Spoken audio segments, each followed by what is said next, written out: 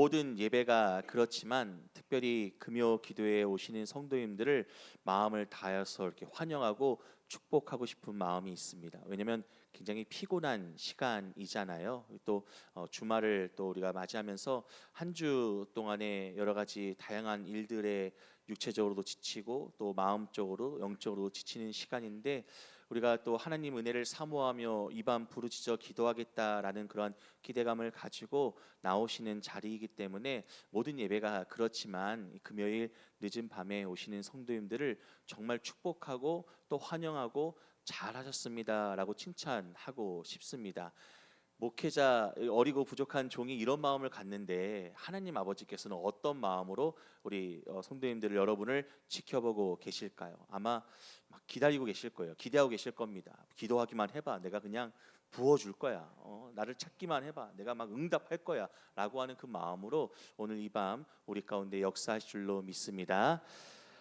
쌍둥이 이야기 잠깐만 할게요. 원래 쌍둥이 이야기 하려면 돈 줘야 됩니다. 이제 커가지고요, 자기들 이야기 이렇게 함부로 하면요, 아빠 이거 굉장히 곤란한데 하면서 그러는데, 다행히 유튜브를 보지 않기 때문에 여러분만 조용히 하시면은, 말씀하지 않으시면은 돈이 나갈 일이 없을 것 같습니다. 이야기가 나가면 5천 원 주려고 하고요, 얼굴까지 나가면 10,000원 주려고 합니다. 그런데 오늘 모르니까 우리끼리 비밀이니까 공짜입니다. 네.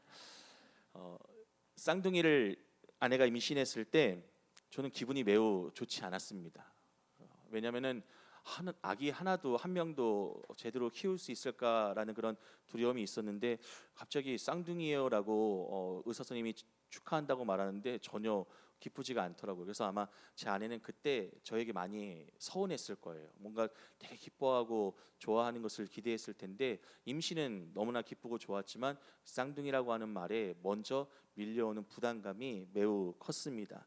그렇게 저보다 더 힘든 시간을 제 아내가 한 37주 이제 보내고 난 다음에 수술을 해서 이제 쌍둥이를 꺼내는데, 뭐 이제 아침에 이제 가서 수술을 하잖아요. 그러면은 뭐 그냥 잠깐 기다리면 안에서 응애 응애 하면서 소리가 들립니다. 그러면은 바로 나와서 첫째요 하면서 안겨 주는 거예요. 그럼 이상해요. 찌글찌글하고, 예, 너무 이상하고 막 그래요. 근데 첫째 아이를 딱 받았을 때 첫 느낌은 장인어른,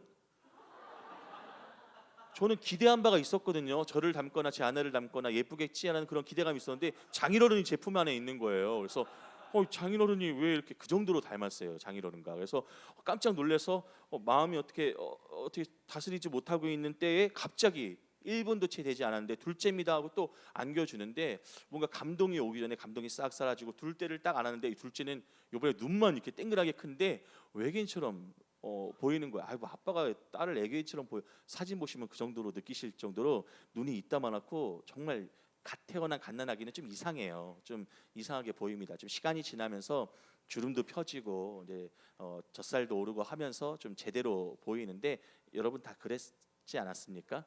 저만 그런 건 아니잖아요. 예. 근데 보면서 저는 기도하는 마음이 있었습니다. 무슨 마음이 있었냐면은 제발 엄마 닮아라. 딸이라고 하는 것을 알고 난 다음에 엄마 닮아라. 엄마 닮으면 성공이다라고 생각을 했어요. 그런데 안타깝게도, 이거 안타깝다고 얘기를 해야 되는지 모르겠는데, 둘 중에 누구라고 말하지 않겠습니다.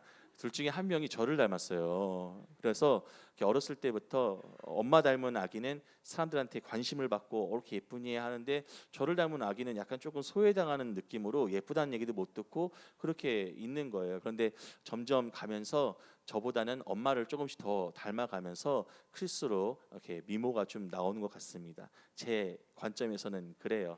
그럼 만약에 저를 닮아서 커서도 계속 저를 닮았어도 뭐 그렇게 나쁘지는 않을 겁니다. 예. 지금은 그렇지만 저도 소시적이라고 얘기해서 조금 더 어렸을 때에는 나쁘지 않았어요. 예. 날렵한 턱선, 부리부리한 눈빛, 조금 지금보다 풍성한 머리숱, 나쁘지 않았습니다. 믿어주시기를 바랍니다.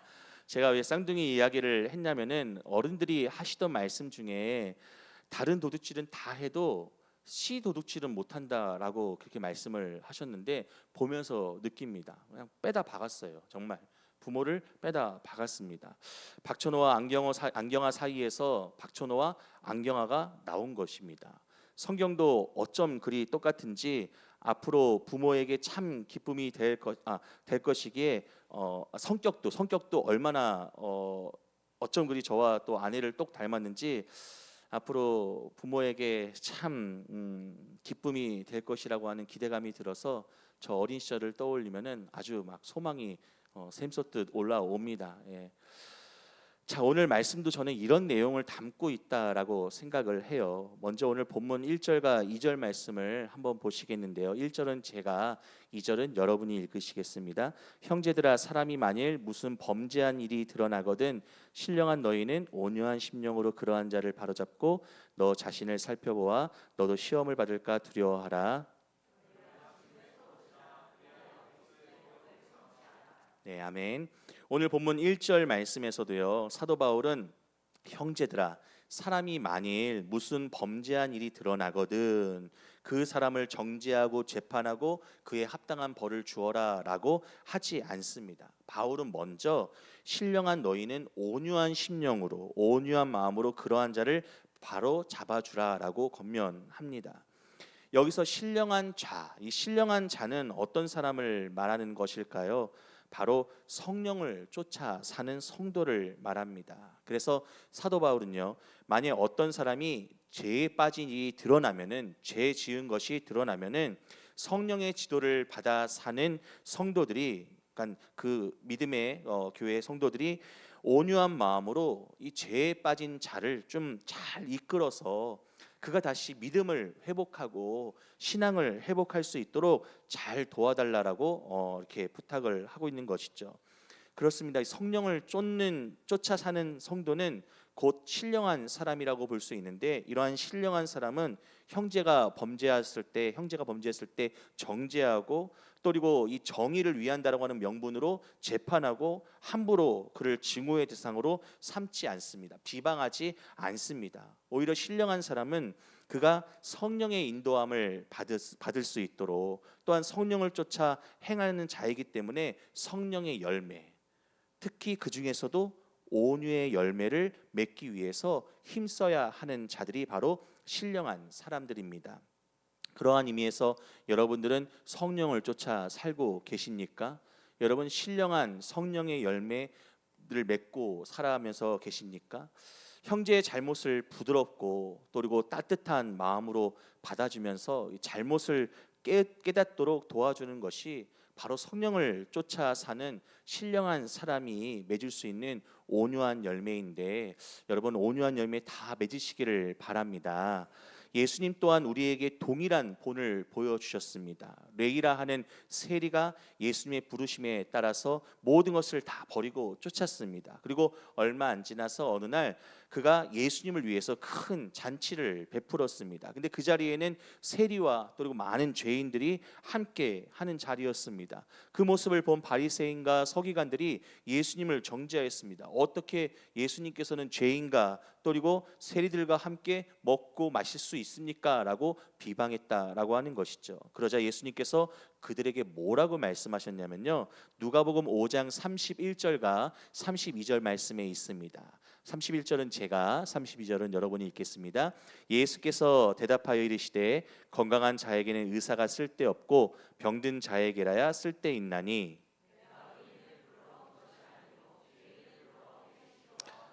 네, 예수님께서 이 땅에 오신 이유가요, 바로 죄인들을 바로 세우는 그 일 때문에 오셨고요.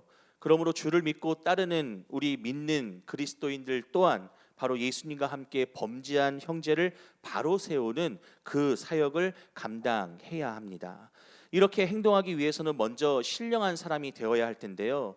그리고 또 결국 이런 온유한 행동을 통하여서 형제를 바로 세우는 일뿐만 아니라 나에게도 유익이 되어서 자기 스스로를 살피고, 또 그리고 자기 스스로를 살피니까 어떨까요? 유혹에 빠지지 않고 믿음을 잘 지킬 수 있게 된다라고 하는 것이죠. 오늘 본문 2절 말씀과 같이 죄의 짐을 서로 지며 예수 그리스도의 법을 이루는 것이 바로 형제를 정죄하는 것이 아니라 성령을 쫓아 살아가는 우리가 온유한 열매를 맺을 수 있는 온유한 마음으로 그를 바로잡을 때 이루는 것임을 깨달으시기를 바랍니다. 자, 이어서 3절 말씀을 보시겠습니다. 함께 3절 말씀을 읽어보겠습니다. 만일 누가 아무것도 되지 못하고 된 줄로 생각하면 스스로 속임이라. 이 말씀은요, 스스로 자기가 대단한 사람이라고 착각하는 사람이나 또는 자기가 높은 위치에 있다라고 생각하는 교만한 사람들에 대한 바울의 지적이에요.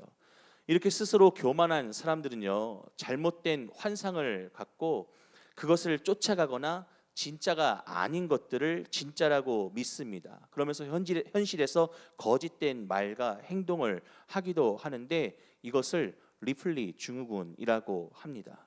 한마디로 허영이 가득하다라고 하는 것이죠. 사도 바울은 이런 사람을 뭐라고 표현하냐면 자기를 속이는 사람이다라고 말합니다.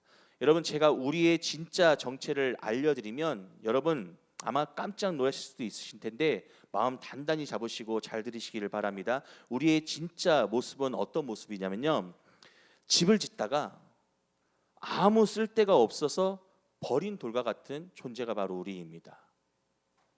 난 아니야, 나는 대들보야, 나는 집의 기둥이야, 나는 그런 귀한 존재야 라고 말씀하실 수 있지만 우리가 성경적인 관점에서 볼 때에 우리는 정말 쓸모없는, 어디다 쓸데가 없어서 그냥 집을 짓다가 버려진 그런 돌과 같다라고 하는 것입니다. 이것을 전문 용어로 뭐라고 하냐면 아무것, 그러니까 아무것도 아니다라고 하는 것이죠.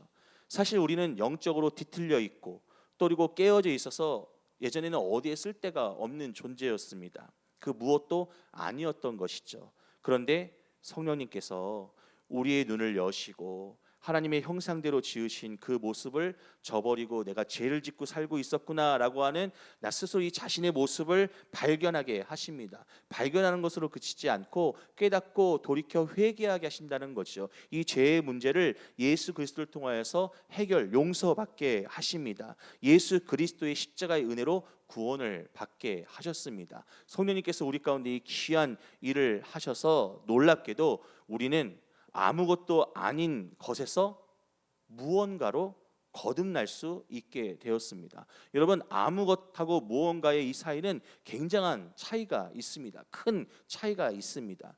근데 아무것도 아닌 우리가 무언가 될 수 있는 것은 우리의 노력이 아니다라고 하는 것이죠. 하나님의 은혜가 있기 때문에 우리가 무언가 될 수 있습니다. 그러니 우리는 스스로 지혜롭게 여기지 말고 하나님을 의지해야 하고요. 그리고 또 하나님의 지혜를 더욱더 사모하며 스스로 선줄 말고 항상 겸손하게 자신을 돌아봐야 할 줄을 믿으시기를 바랍니다. 그런 의미에서 이번 사순절 기간 동안 나를 의미 있게 사랑하시고 또 나를 특별하게 여기시는, 그래서 우리를 구원하신 그 예수 그리스도의 마음과 십자가 은혜를 더 깊이 묵상하시고 더 많이 따라 걸어가시는 사순절 기간이 되시기를 바랍니다. 그러면 아무것도 아닌 나였는데 하나님께서 은혜로 나를 무언가 특별한 존재로 삼아 주셨구나, 사용하시는구나 라고 하는 그 은혜를 깨달을 줄로 믿습니다. 자, 4절과 5절 말씀을 보시겠습니다. 한 절씩 교독하실게요. 각각 자기의 일을 살피라. 그리하면 자랑할 것이 자기에게는 있어도 남에게는 있지 아니하리니. 아멘.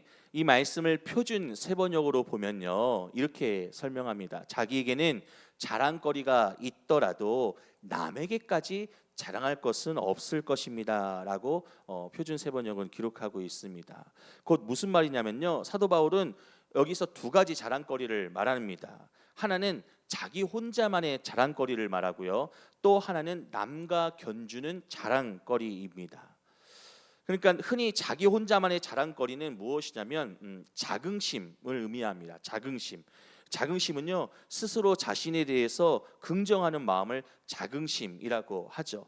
반대로 남과 견주는 자랑거리는 스스로 자랑스럽게 여겨서 뽐내고 싶은 마음, 이런 것을 의미하는데 바로 자만심을 뜻합니다. 그러니까 지금 사도 바울은 말씀에서 자긍심과 자만심에 관하여서 말하고 있는 거예요. 사도 바울은 우리에게 이렇게 증거하고 있습니다. 우리는 아무것도 아니지만 하나님의 은혜로 주의 백성, 그러니까 하나님의 자녀가 되었으니 여러분 성도로서 자긍심을 가지되 자만심은 버려야 합니다라고 지금 말씀하고 있는 것입니다. 이게 매우 중요한 메시지인데요. 보통 자만하는 자들은 어떨까요?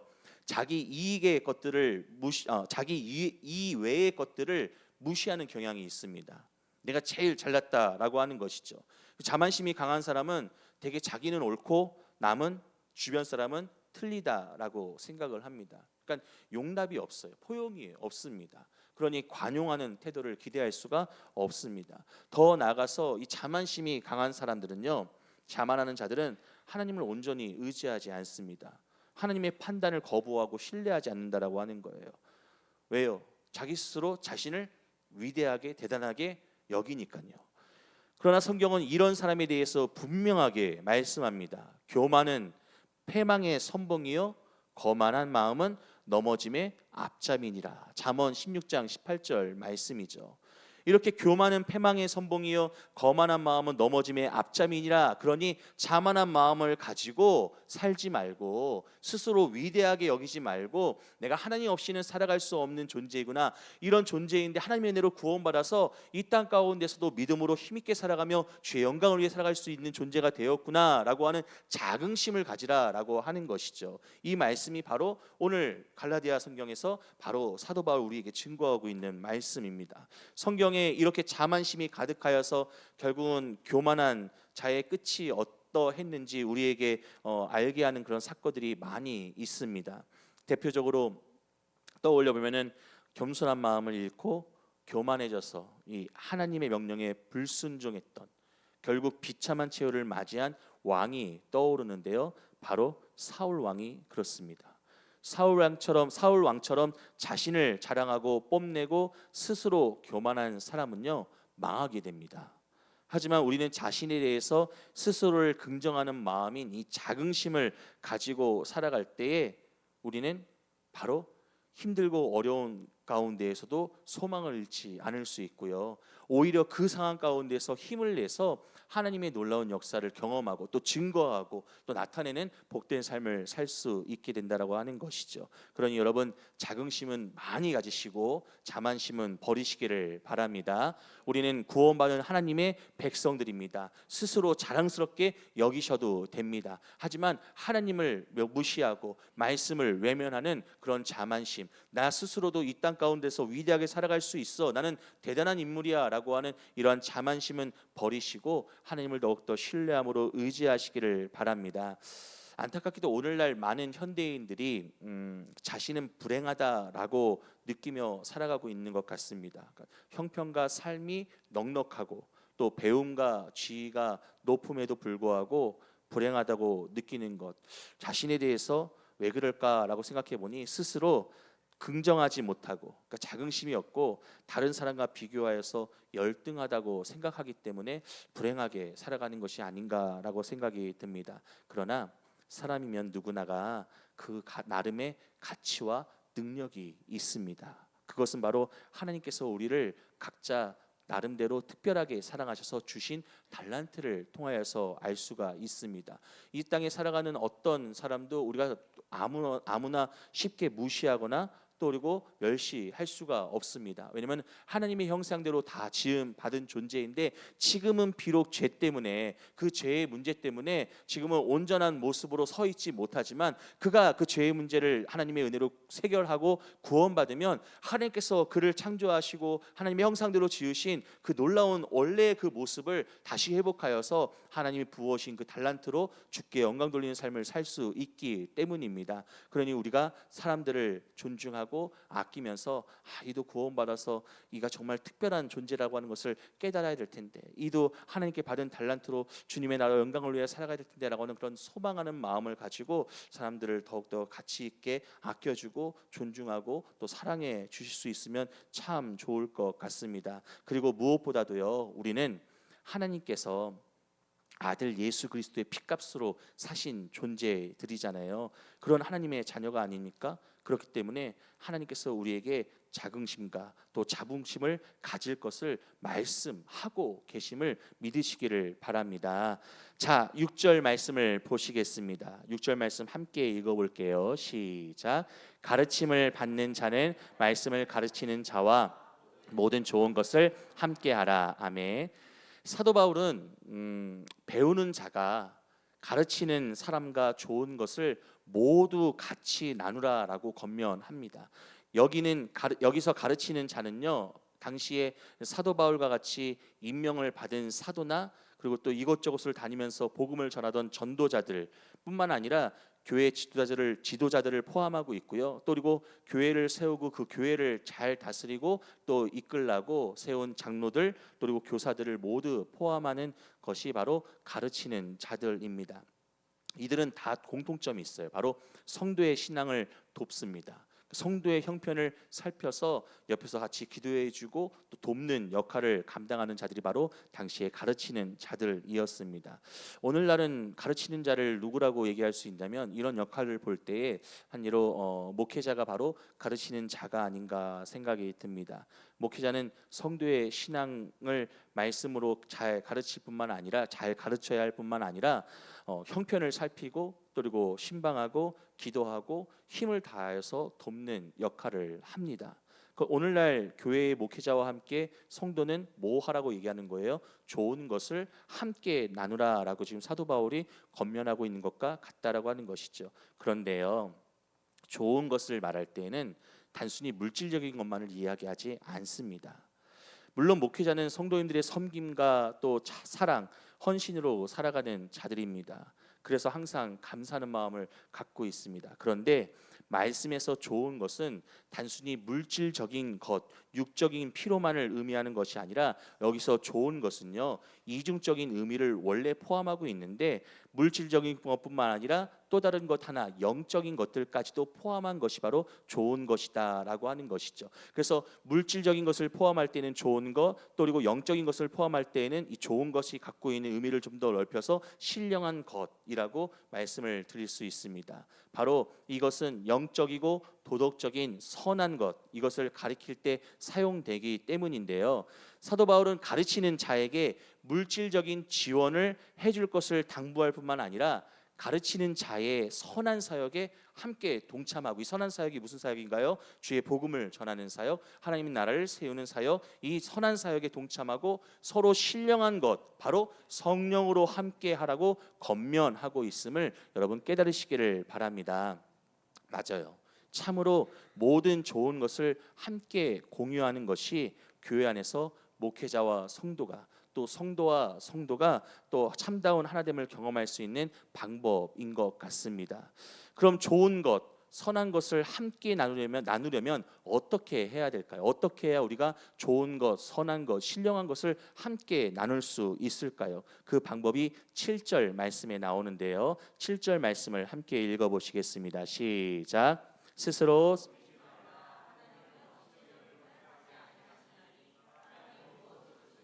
그대로 거두리라. 아멘.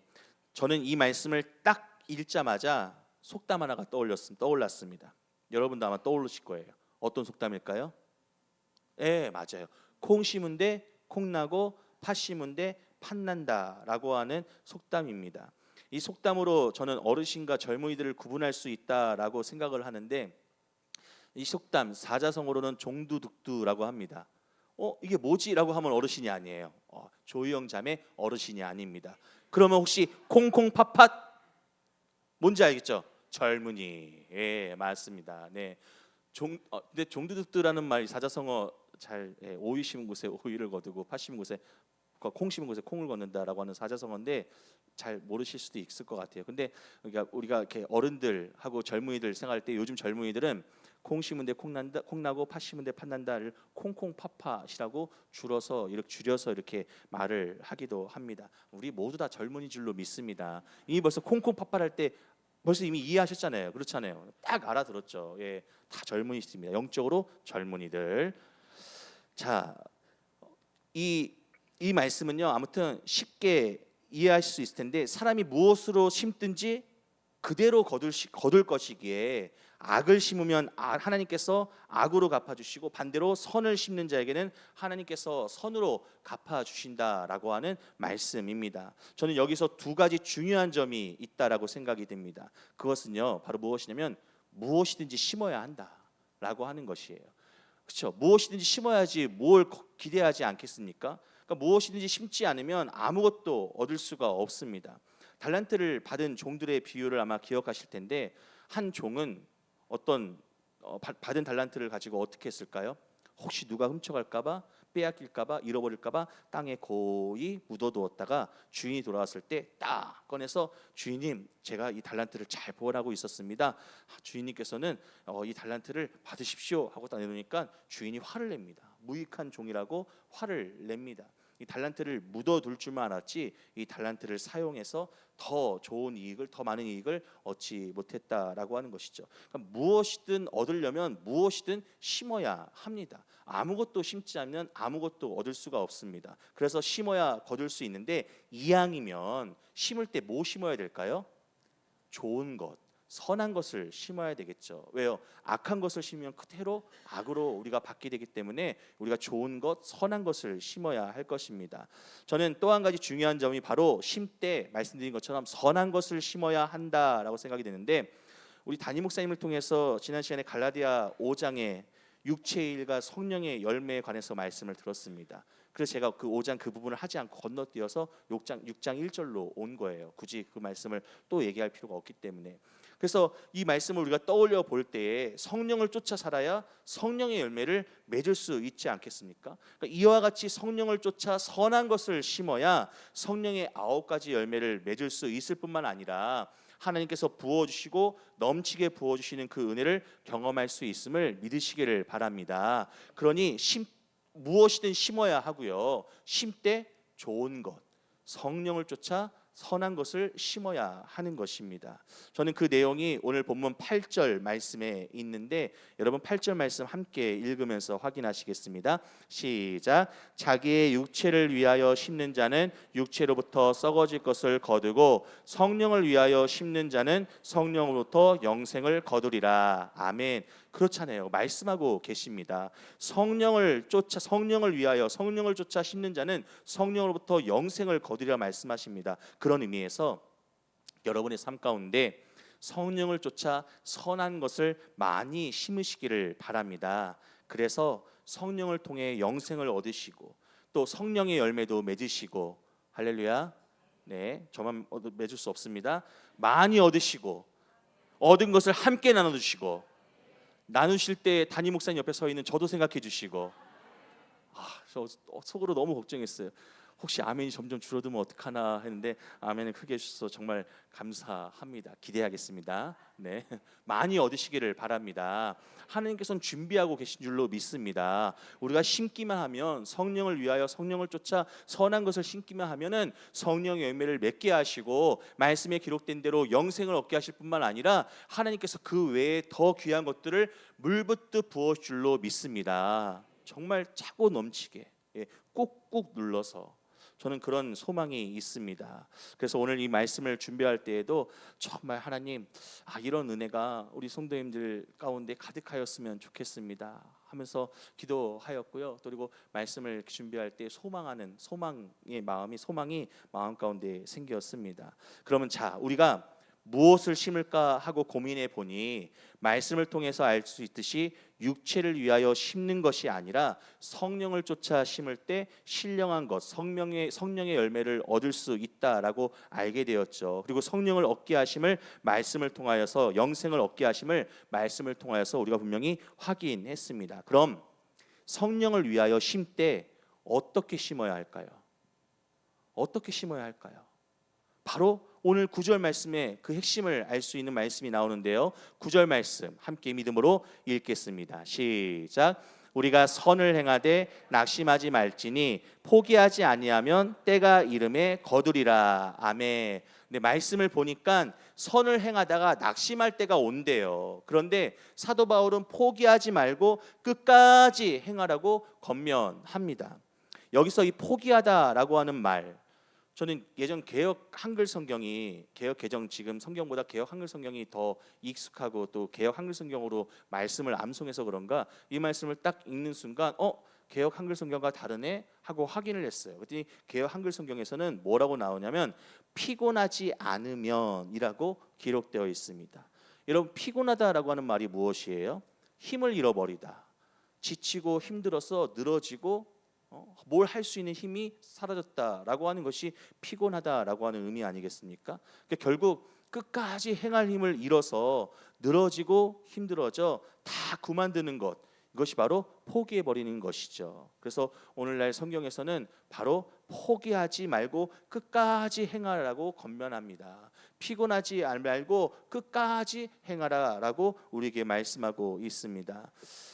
여러분, 하나님의 말씀은 진정 우리가 낙심하지 않고 실망하지 않고 끝까지 선을 행한다면 할렐루야 언젠가는 그 결과물을 얻게 될 것임을 믿으시기를 바랍니다. 끝까지 하는 것이 중요합니다. 끝까지 하다 마는 것이 아니라 하다가 중간에 멈추지 않고 힘들고 어려워도 결과물이 조금씩 줄어들고 실망가는 마음이 생겨도 끝까지 일단 가는 것이 중요합니다. 제가 허들 선수라고 말씀 한번 드렸죠. 예. 110m 허들, 남자 허들 초등학교 1학년 때 6학년까지 맨날 허들만 넘었습니다. 다리가 여기 가슴 높이까지 올라오고 그랬어요. 물론 지금은 그렇진 않습니다. 배가 더 많이 올라왔죠. 예. 근데 이게 허들을 넘을 때 정말 심각하게 실망하는 낙심하는 때가 옵니다. 언제일까요? 바로 경기 중에 허들에 걸려 넘어졌을 때. 넘어진 선수는 꼭 제가 그랬다는 건 아니고요. 물론 제가 넘어졌습니다. 넘어졌을 때 앞서 뛰어가는 다른 선수들을 볼 때 낙심하는 마음이 들어요. 일어나서 뭐해? 어차피 경기는 질 텐데 쟤들은 벌써 3개, 2개 넘어갔네. 나는 벌써 여기 넘어져서 다음 허들도 못 넘고 있는데 이러면 그냥 거기서 경기가 끝나고 포기되는 것입니다. 하지만 넘어진 것과 상관없이 또 넘어뜨리는 허들과 상관없이 일어나서 뛰다가 또 걸려도 달리면 결국엔 결승선에 다다를 수 있게 되는 것이죠. 물론 순위권엔 들지 못할 수 있습니다. 하지만 중간에 포기한 선수로 허들을 끝까지 못 넘은 선수로 정말 창피하고 더 부끄러울 것 같아요. 하지만 넘어졌어도 일어나서 꼴등으로 들어와도 끝까지 달리면 박수를 받는 것을 볼 수가 있습니다. 여러분 인생도 마찬가지 아니겠습니까? 끝까지 포기하지 않고 나아갈 때 하나님께서는 비록 얻은 것이 적다 할지라도 결승선에서 우리를 칭찬하고 박수하시면서 맞아줄 줄로 믿으시기를 바랍니다. 끝까지 포기하지 않는 것이 중요합니다. 그래서 우리가 무엇을 심을까 하고 고민할 때요, 뭐라도 심어야 뭐라도 나오는데 이왕 심는 것 성령을 쫓아 선한 것을 심어야 하고요, 심었으면 그 결과물을 얻을 때까지 포기하지 말고 끝까지 행해야 하는 것이죠. 제가 이해하는 데 도움이 될 그림을 하나 준비했습니다. 네, 혹시 이런 그림 인터넷에서 보신 적이 있을 거예요. 이렇게 땅을 파다가 바로 보석 앞이 있는데 너무 힘들고 어려운 거예요. 파도 보석은 나오지 않고 기대와 희망이 사라져 버리죠. 그래서 돌아섰는데 우리가 그림을 보니 알 수 있듯이 한 뼘만, 그냥 한 곡괭이질 한 번만 더 했으면은 그 보석이 있는 곳을 발견할 수 있었는데 돌아서서 중간에 포기해서 귀한 것을 얻지 못하는 그림입니다. 우리가 심었어요.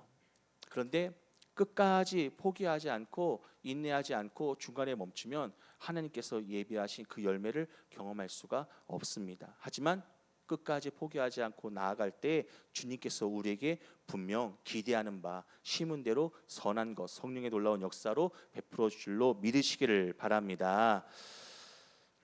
누가 그런 말을 했죠. 포기는 배추 셀 때나 쓰는 말이라고. 그래서 우리 1년에 한 번씩 김장을 하는데요. 그때 너무 포기라는 말을 많이 써가지고 좀 약간 걱정하는 마음이 드는데 괜찮습니다. 예, 우리가 평소에는 잘 쓰지 않는 말이니까요. 여러분 힘들고 어려워도 우리 사전에 절대로 포기는 없는 줄로 믿으시기를 바랍니다. 하나님을 믿는 믿음으로 끝까지 인내하시면서 달려갈 때에 우리에게 예비된 상급이 분명히 기다릴 줄로 믿습니다. 하지만 안타깝게도 오늘날 성도님들 중에는요, 선을 행함에 있어서 너무도 쉽게 낙심하는 분들이 많은 것 같습니다. 그런 분들은 내가 선한 일을 행했는데 결과물이 바로 나타나지 않아서 조바심을 내기 때문에 실망합니다. 또한 내가 선행을 베풀었는데 선행의 대상이 나아지는 모습이 보이질 않아요. 내가 이렇게 희생을 하는데 조금은 고마워해야 하는 거 아니야? 라는 그런 푸념하는 그런 마음이 들고 서운해지기도 하죠. 그뿐만 아니라 어떤 이들은 자신들이 선을 행하고 있다라고 하는 것을 다른 사람들이, 또 다른 성도들이, 특히 목사님이 몰라주거나 자기에게 아무런 보상이 주어지지 않아서 실망하기도 합니다. 이때 낙심하고 피곤해지는 것이죠. 계속할 힘을 잃어버리는 것입니다. 이 모든 것은 영적인 피곤함이 아닙니다. 모두 감정과 육신의 피곤과 실망인 것이죠. 그 어떤 열매도 그날 심어서 그날 얻을 수 없습니다. 과학이 발전해서 그런 일이 일어날 수도 있겠지만요, 영적인 일은 더더욱 그럴 수가 없습니다. 그러니 우리는 낙심하지 말고 포기하지 않고 끝까지 선을 행해야 함을 마음에 새기시면서 마지막으로 10절 말씀을 읽고 마치겠습니다. 10절 말씀입니다. 시작. 그러므로 우리는 기회 있는 대로 모든 이에게 착한 일을 하되 더욱 믿음의 가정들에게 할지니라. 사랑하는 성도 여러분, 우리는 농부처럼 씨앗을 심고 또 그리고 가꾸고 그 열매를 거두어야 할 사명이 있는 자들입니다. 농부가 무슨 씨앗을 어떻게 심느냐에 따라서 그 열매가 결정나는 것처럼 우리 믿는 성도로서 하나님의 은혜를 따라서 성령의 씨앗을 매일매일 날마다 심어야 할 줄로 믿습니다. 그리고 바로 이 밤 기도하는 이 자리가 바로 그 씨앗을 심는 기회의 시간인 줄로 믿습니다. 성령의 열매와 신령한 것을 맺기 위해서 끝까지 믿음으로 가꾸고 선을 행하시기를 바라고요. 비로소 그럴 때 좋은 것을 함께 나눌 수 있습니다. 선을 베풀 때 우리 주변의 환경이 달라지고요, 우리 주변 사람들이 달라질 것입니다. 이 사실을 깨달으시고 오늘도 믿음 가운데 믿음을 심으시고 믿음의 열매를 맺으시고 또 성령을 쫓아 선을 심은 데에 성령의 풍성한 열매를 맺는 우리 모두가 될 수 있기를 예수님의 이름으로 간절히 소망합니다.